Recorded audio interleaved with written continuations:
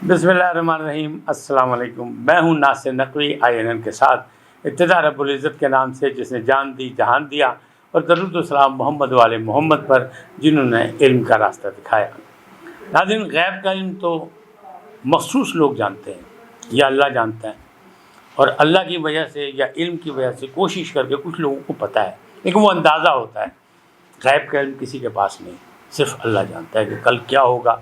हमें किसी को नहीं पता कि आया चंद लम्हों बाद मैंने बाहर तक जाना भी है या नहीं जाना, और किसी को भी नहीं, आपको भी नहीं पता, बल्कि इस पे ईमान है हमारा बहैसियत एक मुसलमान के।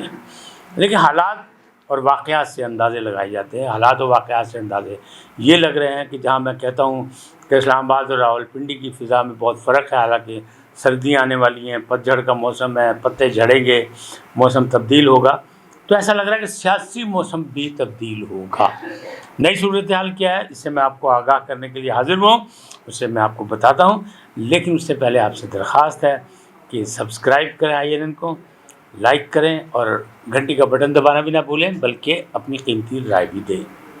आपने देखा होगा कि कल कौमी असम्बली के इजलास में बड़े गरजे बरसे हैं शहबाज शरीफ साहब जो कायदे ईवान हैं। दूसरी जानिब सेनेट में अपना गिलानी साहब जो साबिक वज़ीर आज़म हैं, वो भी बड़े गरजे बरसे हैं, और हुकूमत वहाँ पे नाकाम रही कि दोनों कोरम पूरे नहीं हो सके और इजलास मुलतवी करने पड़े।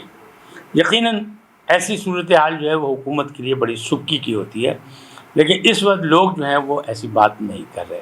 अब मामलात क्या हैं? मामलात देखें कि हुकूमती वज़रा जो हैं उनको कहा गया है कि आप खामोशी इख्तियार करें, सिर्फ एक या दो जो हैं जिनको इजाज़त दी गई है वज़ीर आज़म की तरफ से वो बात करेंगे। लेकिन फैसल वाडा हों या हमारे दोस्त फवाद चौधरी हों या कोई और इनकी तरह शेख रशीद साहब हों, ये लोग कुछ ना कुछ बोलना, कुछ ना कुछ कहना अपना फ़र्ज़ समझते हैं, और वो कहते हैं हम जो कुछ कह रहे हैं वो इमरान खान साहब की वजह से कह रहे हैं, और वही राय इमरान खान साहब की है। हालांकि ऐसी बात नहीं है। हम ये कहते हैं कि कुछ नादान दोस्तों की वजह से इस किस्म के अंदाज़े लगाए जाते हैं, इस किस्म की बातें की जाती हैं, और बाद में भुगतना जो होता है वो वज़ीर आज़म ने होता है, क्योंकि वज़ीर आज़म ही पार्लियामेंट का कायदे ईवान है।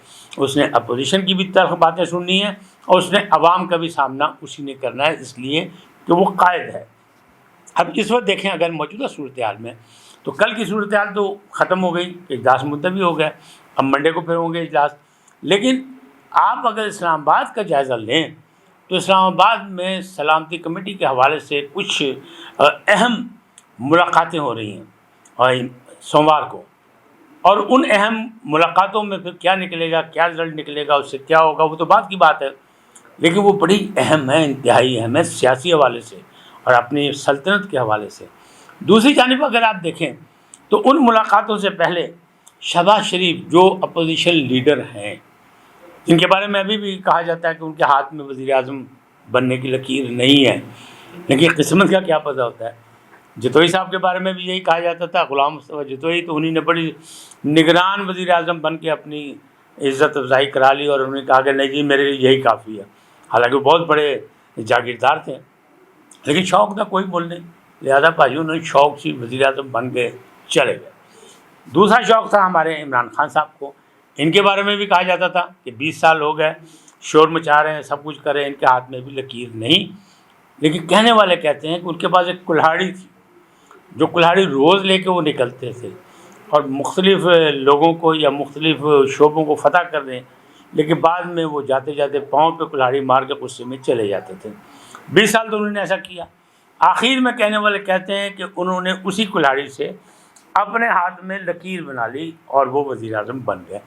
वज़ीर आज़म हैं वो सबके सामने, आप उन्हें इलेक्टेड माने, आप उन्हें सिलेक्टेड माने, आप कुछ माने, वो ममलकत पाकिस्तान के वज़ीर आज़म हैं और पार्लियामेंट के कायद हैं।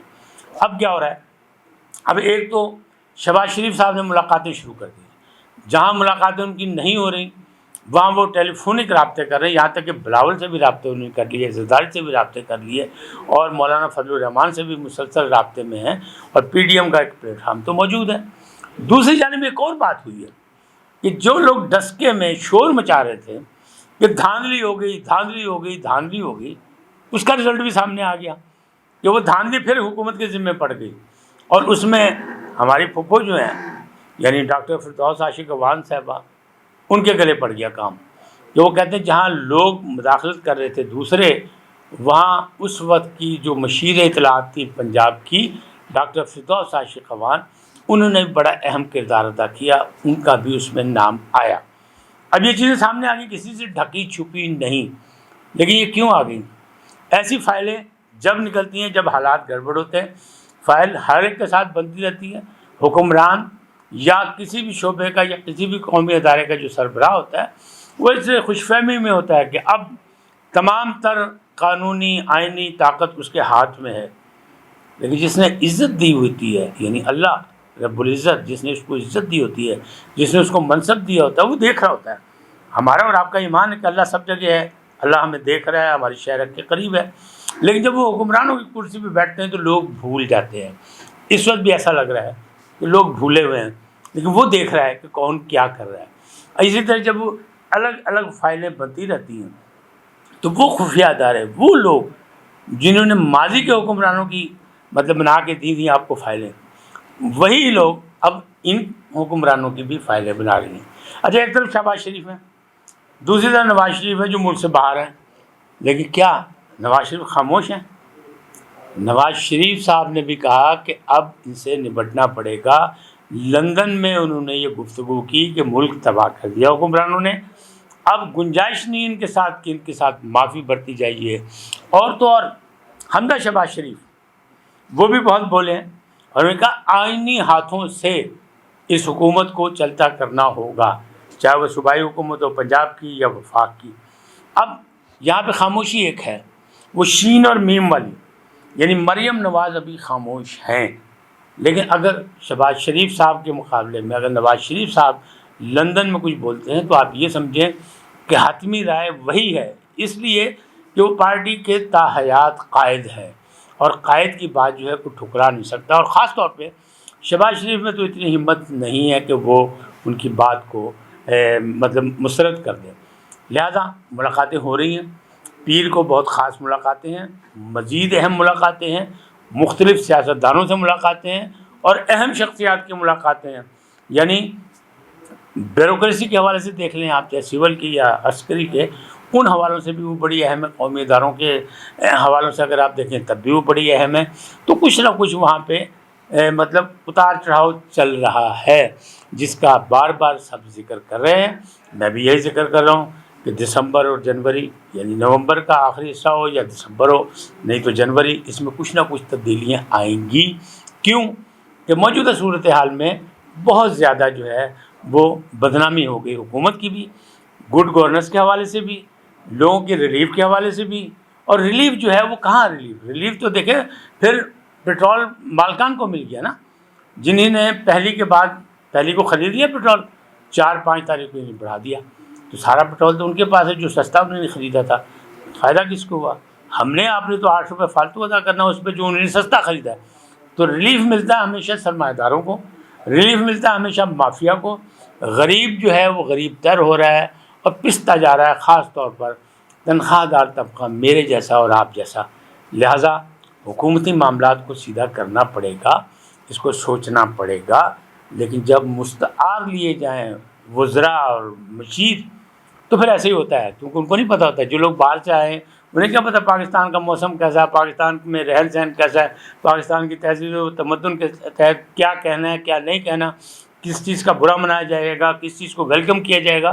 وہ آتے ہیں اپنا کام کر کے، ظفر مرزا اپنی کمائی کر کے نکل گئے، اب زلفی صاحب بھی آج کل چپ ہیں، خاموش ہیں تھوڑا سا، اسی طرح باقی معاملات جو ہیں، محیط یوسف صاحب اپنا کردار ادا کر رہے ہیں، لیکن یہ بعد میں پتہ لگتا ہے کون کیا کر گیا، جب اقتدار سے فارغ ہوتے ہیں پھر حساب کتاب، پھر نئی فائلیں کھلتی ہیں، پھر ایک نئے احتساب کی بات کریں گے۔ ہم نے تو سوچا تھا یہ حکومت آئے گی، یہ تحریک انصاف کی ہے، یہ انصاف دے گی، نہ عام آدمی کو انصاف ملا، نہ لٹیروں کو پکڑا گیا، نہ قومی خزانہ بھرا، تو پھر کیا ہوا؟ حکومت کے خلاف نہیں، ہم تو کہتے 5 سال ہے تو 5 سال رہے، ہم بھگتیں گے جیسے بھگت رہے، لیکن ان کو بھی تو اپنی پرفارمنس دکھانی پڑے گی۔ جو ذمہ داران ہیں وہ کہتے ہیں ان کی پرفارمنس صحیح نہیں ہے، سوالیہ نشان بن گیا ہے۔